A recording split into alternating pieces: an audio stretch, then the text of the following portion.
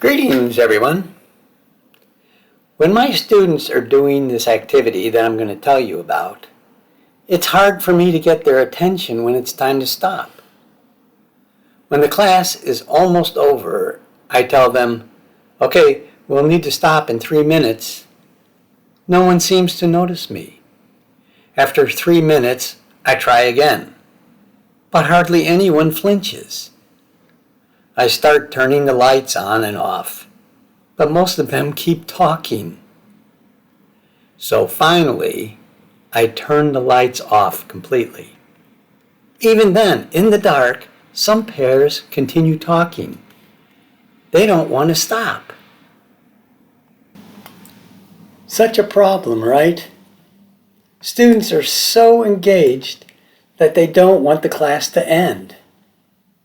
Now, this is really crazy.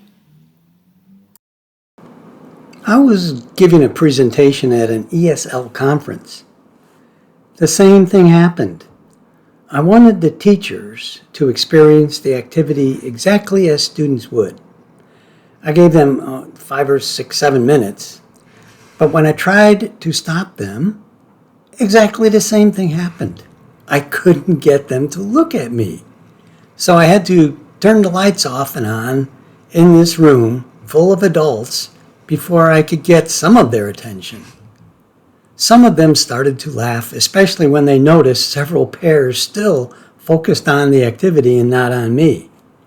And just as with the students, I had to finally turn the lights off completely. They were so engaged that they didn't want to stop. So why is it so challenging to get students and even English-speaking adults to want to stop this activity?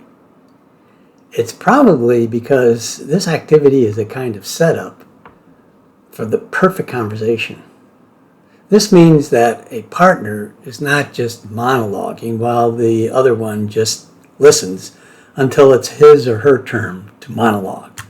No, they are actively listening. Think about the people you enjoy the most having a conversation with. I doubt that they just talk while you just listen, or that you just talk while they just listen. No, I imagine that you might say a few sentences, and they will let you know that they are listening and interested. They do that by saying responses like, I see, or really, or that's too bad, and then, most importantly, they will ask you a question about what you said. In other words, they ask follow-up questions. Everyone loves to be asked follow-up questions. In fact, research shows that people who ask follow-up questions are more likable than people who don't. So, like I said, this activity is a kind of setup for interesting conversations. So to do the activity, the partners have to ask follow-up questions. And we know that it works because they don't want to stop. They truly are showing interest in each other, not just pretending because the directions tell them to ask questions. As I mentioned, even teachers love to do this activity because the technique is so powerful. After my presentation at that teachers' conference, one of the participants said to me, I wish my husband and teenage son would do these. When I first put together this activity, it was for a conversation skills class early in my career as an ESL teacher. I liked it because it really got students to talk. However, I gradually noticed how much it changed the dynamics in the class in a positive way. Students seemed to be bonding more. Before and after class, I saw students engaging in conversations with many different classmates. I realized how I could use this activity to enhance the experience in my reading skills class. So I had those students do the activity early in the term. Then, when I put them in small groups to discuss a reading passage, They were much more engaged as they asked follow-up questions to each other about the content of the passage.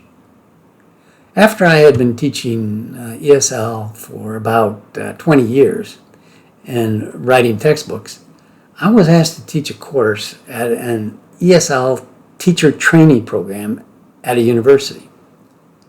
The first few classes were about principles of teaching ESL and things like instrumental versus integrative motivation, student-centered versus teacher-centered lessons, methodology, things like, Krashen's approach.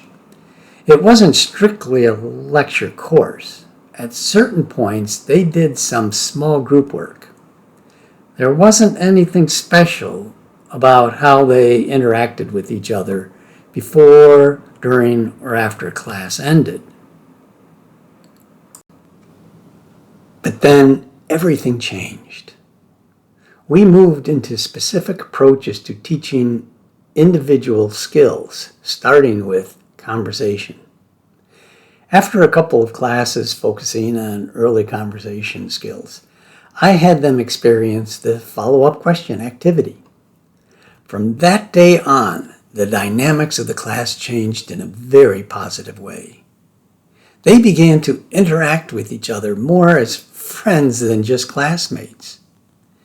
Seeing how powerful the skill was of asking follow-up questions is, I always do this activity in some variations early in every term in every class I teach, whether it's an ESL conversation or reading or writing class or teacher training class. I continue to be amazed at the positive results.